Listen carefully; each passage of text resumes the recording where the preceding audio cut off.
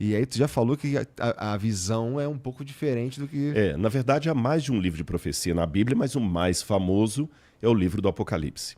Acontece que se você pegar do final do século XIX para trás, todos os teólogos, sejam eles católicos, anglicanos, protestantes, ortodoxos, nenhum dava essa interpretação que nós temos hoje de Israel como centro de toda a convulsão geral, não. Isso aí começou a partir de Darby, que era um teólogo protestante, depois veio Scofield, que lançou a Bíblia anotada de Scofield, e depois, mais recentemente, quando Tim LaHaye lançou o livro Deixados para Trás, que depois virou filme e aí emplacou. Então, essa visão centralizada em Israel como o cenário profético final, ela é muito recente na história da interpretação cristã. Repito, nem Santo Agostinho de Hipona, nem Tomás de Aquino, nem Isaac Newton, que escreveu... Sabe que Isaac Newton, além de cientista, também era teólogo. Isaac Newton gostava da Bíblia. Ele escreveu mais... porque tu me contou.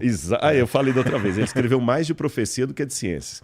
Então, nem Isaac Newton, nem Lutero, nem Calvino, nenhum desses grandes expoentes do cristianismo teve essa interpretação que hoje está popular em toda parte, que Israel é o centro e tudo mais.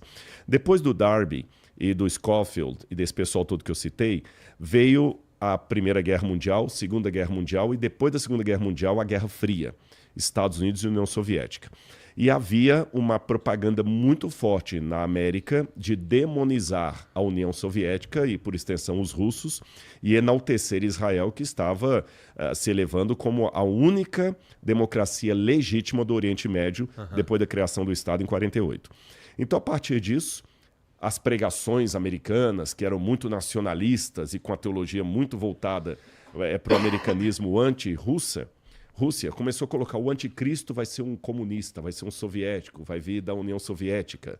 E Israel é o lugar do mundo onde terá a guerra do Armagedon, onde será Estados Unidos e Israel contra o eixo do mal, que seria a China e a antiga União Soviética, hoje Rússia. Nossa, uma maldade usar a religião para convencer Exatamente. as pessoas. E o pior é que essa mesma visão acabou sendo antissemita no final das contas. Antissemita, só para a pessoa entender, qualquer preconceito que você tenha contra os judeus é chamado de antissemitismo. Nós temos uma onda de antissemitismo.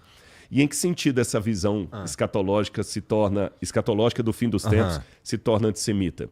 É porque, de acordo com essa visão, a Igreja de Cristo, que são os cristãos, será arrebatada antes da grande tribulação, e Israel que vai ficar aqui para enfrentar o anticristo. Quer dizer, quem vai se lascar enfrentando um mundo governado pelo anticristo é Israel.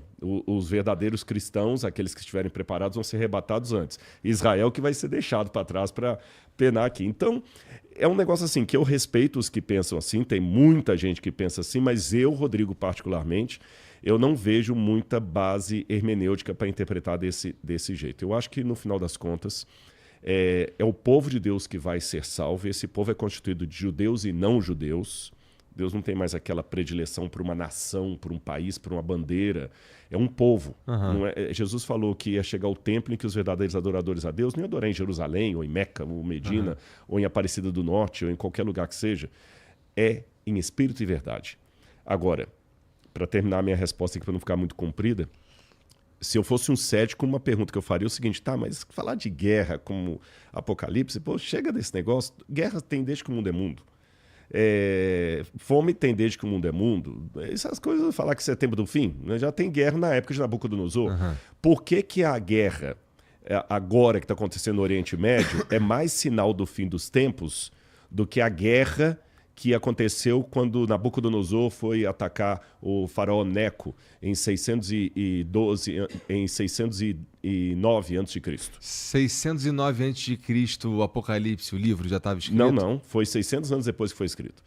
Que eu sei que alguém pode perguntar assim, alguém uma vez que eu falei isso numa live, me falou assim, não, mas é porque hoje a guerra é contra Israel. Naquela época não era. Era contra Israel. Tanto é que Nabucodonosor veio e destruiu o templo em Jerusalém.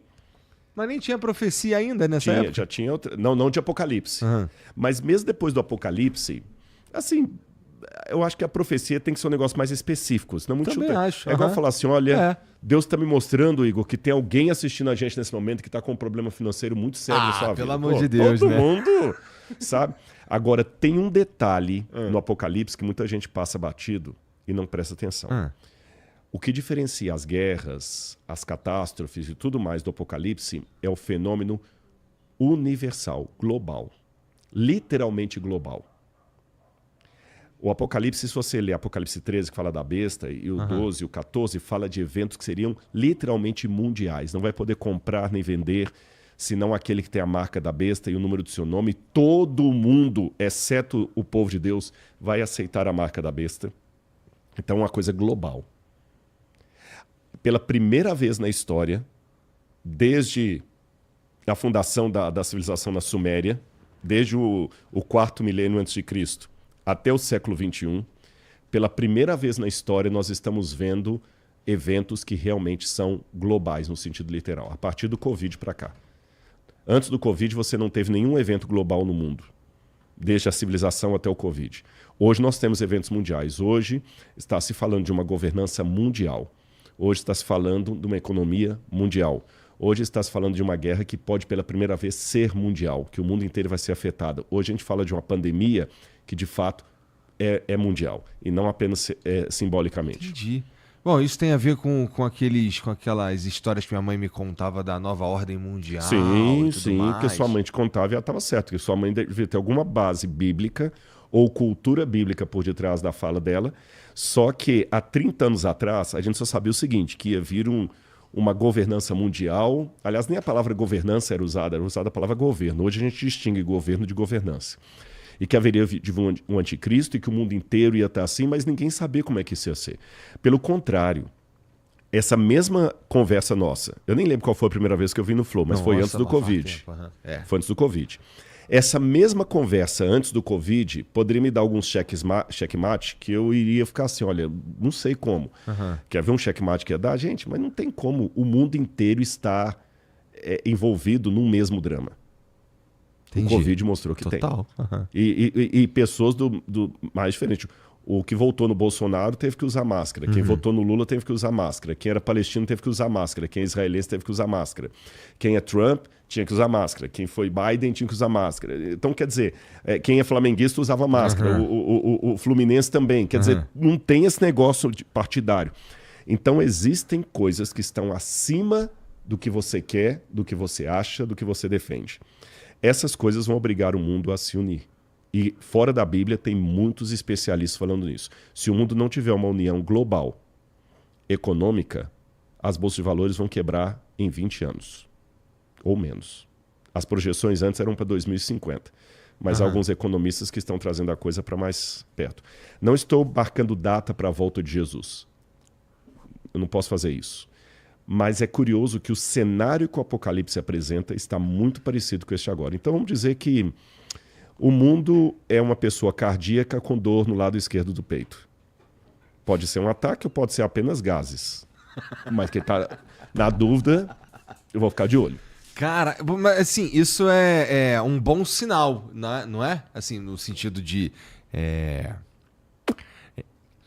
Se isso está rolando é porque Jesus está voltando, ou alguma coisa nesse sentido, né? O problema é a escala de tempo, que a gente não sabe direito. A gente não sabe direito. Pode ser agora, pode demorar 50 anos, pode ter sei lá, alguma coisa pode acontecer. O cenário agora está muito parecido com aquele descrito no Apocalipse. Até vou colocar uma pergunta. O Apocalipse coloca assim, ó, e a galera de casa, até eu queria que o pessoal opinasse o que vocês acham também, gente. Comenta aí. O Apocalipse diz literalmente assim, abro aspas. E a todo grande, e a todo pequeno, e a todo escravo, e todo livre, será dada uma marca, na mão direita e na fronte. E não poderá comprar e nem vender, exceto aquele que tiver a marca da besta e o número do seu nome. Aquele que tem sabedoria, calcule, ou entendimento, calcule o número da besta, pois é número de um homem. Ora, esse número é 666. Então, literalmente está falando que vai ter uma economia do mundo engendrada, governada pelo anticristo. E que ninguém no planeta Terra, seja rico ou pobre, então vai continuar tendo rico e pobre, então já sei que não vai ser bem comunismo, vai ter rico e pobre, vai ter escravo e livre, não vai poder comprar nem vender, senão quem tiver no sistema dele. Tá. Mas há uns 30 anos atrás, ou 40 anos atrás, isso seria uma estupidez, porque fala assim, pô, cara, se os caras aceitam dinheiro de narcotráfico, se aceita dinheiro de jogo ilícito, se aceita dinheiro roubado, como é que esse negócio vai poder comprar? É só ter meu dinheiro guardado ali, os caras vão aceitar, pô. Mas agora que estão falando em dinheiro virtual, não é questão de querer aceitar. O governo vai controlar. E isso aqui não é sensacionalismo, teoria da conspiração, é só você dar uma gulgada em artigos científicos publicados por revistas. Eu não tenho aqui a fonte, mas eu tenho no meu computador. Se eu abrir ele, eu mostro. Artigos de pessoas que estudam isso, que não tem nada a ver com Bíblia. Eles estão falando que vai realmente salvar o mundo. Olha o paradoxo. É a mesma coisa que vai nos tirar a liberdade. É paradoxal isso. O que vai nos dar liberdade é o que vai nos privar da liberdade. Faz sentido, na verdade, assim, que quanto mais para você ser seguro, assim, numa grande cidade como São Paulo, tu tem que aceitar umas câmeras. Vai ter que aceitar um Big Brother, é o 1984. Você entendeu? Já Oliver acontece Wells. em lugares. É o Oliver Wells. É o grande irmão. É o grande irmão que depois virou até... não sei se é coincidência, mas dizem que é o protótipo do Big Brother, né? Todo mundo te vigiando, é o grande irmão. Então, realmente, você vai ter que aceitar que tem câmera, ou vai ter em pouco tempo câmera. Já está chegando no Brasil, inclusive, algumas para fazer a visão da íris, que ela vai olhar o seu rosto onde você quiser. Para o cara que tem um amante, vai ser uma desgraça, porque vai saber. Mas, por outro lado, pensa que vai ter a segurança. Onde suas filhas estiverem, a câmera vai mostrar que ela passou por ali, que ela está, e vai controlar também todo mundo. Porque se o governo fala assim, o dinheiro está aqui, e eu vou te falar como é que você deve gastar, cara... Pois é. Levantar contra um sistema desse não vai ser fácil, não. Nossa, tomara que... Putz, mas aí o que eu ia falar aqui, tu ia ficar chateado, cara. Não. Tomara que... Demore muito? Ou que esteja errado, que não esteja acontecendo. Por um lado, tá caminhando para isso. Eu vou deixar a profecia um pouquinho de lado, vamos deixar a Bíblia um pouco de lado. Se eu deixar a Bíblia de lado e as minhas convicções religiosas, cristãs, eu vou dizer o seguinte, tem que ser isso. Senão o mundo não tem salvação. Lembre-se, eu estou deixando de lado. Estou analisando apenas com os artigos que eu tenho lido, dos economistas e gente que pesquisa o que eu não pesquiso. Porque assim, tem uma coisa que você falou que faz muito sentido mesmo, que antes da pandemia, tinha um argumento, assim, a gente não sabe, a gente ainda não tinha visto no mundo globalizado um evento como esse, uma pandemia, com as pessoas vendo o que está acontecendo em tempo real no mundo inteiro e afetando todo mundo em tempo real. Afetando todo mundo em tempo real. Tá, assim, eu estou passando um sufoco aqui e vendo que o cara está passando sufoco lá do outro lado do planeta e ninguém sabe direito o que fazer e tal, todo mundo... Enfim, aí a gente tinha um motivo para se unir de certa forma, né? Beleza. Agora a gente sabe que isso existe, sabe? O governo, e eu vou chamar de governo mundial, sabe que isso existe, né? Então, assim, agora... vamos lá, se a gente imaginar que é todo mundo mal, usar isso para fins próprios, sabe? E, sei lá, criar uma... Mas isso daí é um pouco de teoria da conspiração também. Parece teoria da conspiração, mas não é não. Mas pode continuar seu raciocínio que eu te cortei. Porque assim, se não... por outro lado, estaremos preparados para um novo evento como esse, que precisa que nos unamos como humanidade, vai? Também é tentador o pensamento de que, e se a gente já se unisse logo? E fosse todo mundo é um blocão e não sei o quê, e aí cada um, sei lá, explora da melhor maneira os territórios do planeta e tudo mais. Parece... Só que o problema para isso é que a gente ia precisar que todo ser humano fosse pelo menos Gandhi, né? Exatamente. Agora você tocou no ponto. É utopia. O pior que a maioria de nós não somos Gandhi. A maioria de nós somos Hitler. Esse que é o ponto. De acordo... Veja bem, se você está tendo uma visão humanista, a visão humanista, dependendo do teórico que você adotar, ela pode ter uma visão positiva a respeito da humanidade. Tanto é que quando Augusto Comte começou com o progressismo, o Augusto Comte via a ciência como sendo a libertadora. Agora chega...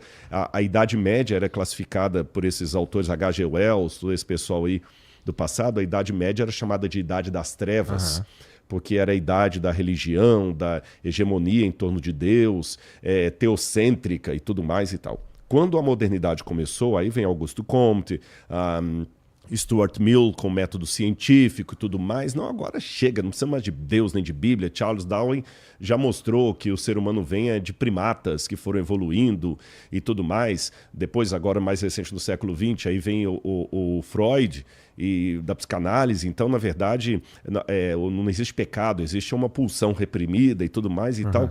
Criou-se uma sociedade onde é inteligente dizer que você não acredita em Deus. E os argumentos são fortes. E cada vez que passa, o mundo intelectual foi ficando mais cético.